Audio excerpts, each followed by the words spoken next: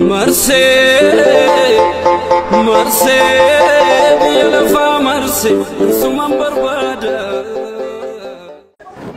يويا Adolessa gaafa tokko adolessa tokko adolessa tokko adolessa tokko adolessa tokko adolessa tokko adolessa tokko Atoo gagaamti nadhii koo walala bakka bookaaf daadhiitti garaan koo silaala. Marrumaan koo hooqeen siifamuu madda. Dhukkuba qaroo koo siif sukkuu madda. Ammaa dhuftaa jedhee abduun daandii ilaala. Foolii keessoo fitan qilleensa madaala. Gammoojjii baddaatti taa'ee wurrii qadda.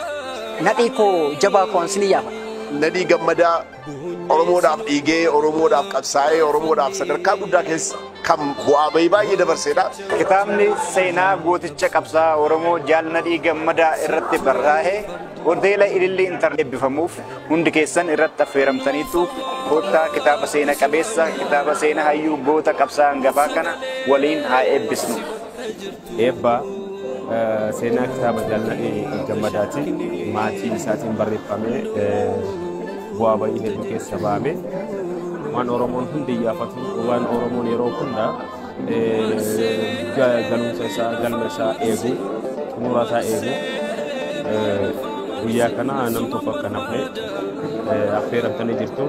kun sagantaa eebba kitaaba Jaal Nadhii Gammadaa kan adoolessa tokko bara 2015 hoteela Ilillii Internaashinaalitti eebbifamuudhaaf qophaa'e kitaaba Jaal qabsaa Oromoo kan Oromummaatti eenyummaa hore kan Oromummaatti namummaa hore kan lubbuu isaa dargaggummaa isaa bara jireenya isaa hundumaa ittiin jiraatte Dubree Fatiyaa Amaan Usmaan maatii isaanii keessaa yaadannoon isaa akka nafnee fi hiddi dhiiga isaa ammallee qabsoo fi gootummaa Oromoo keessaa akka tatamsa'uuf kitaaba qaalii kan Jaal Nadhii Gammadaa bara 1955 hanga bara 1993tti eessa dhaqe jedhuun wal qabsistee barreessite.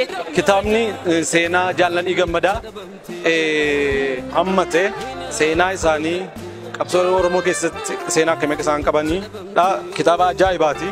Nadhii Gammadaa jechuun bu'uura qabsoo Oromooti. Jaala qabsoo Oromoo isa ganamaati. Hundeessaa qabsoo Oromooti. Jaallan har'a qabsoo Oromoo gaggeessaa jiranii bu'uura kakaane Nadhii Gammadaati.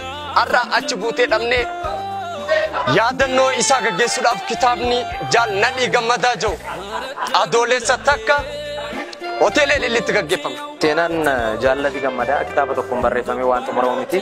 Haa ta'uti jajjabina maatiitiin dura bu'ummaa maatiitiin kitaabni kun barreeffamee maxxansaaf ga'eera.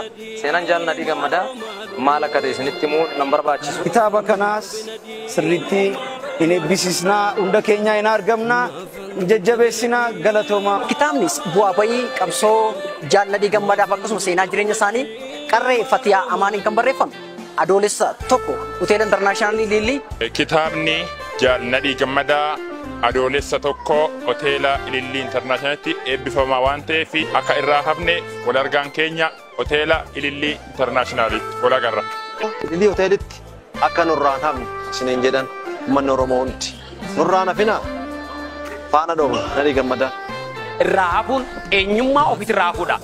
Oromoon hundumtuu dhuftanii hirmaattuu eebba kanaa akka taatan kabajaan isin gaafannaa baay'ee isin jaallannaa Jaal Nadhii Gammadaa jaala keenyaa seenaa isaa dhalootatti dabarsina. Handhuura Oromiyaa magaalaa Finfinnee hoteela Internaashinaal Ililliitti waan eebbifamu guyyaa gaafasii wal argaan adoolessa tokko. Hoteela Ililliitti argamnee kitaaba kana haa eebbisnu maatii Jaal Nadhii bukkee isaa dhaabbannuun Jaal Nadhii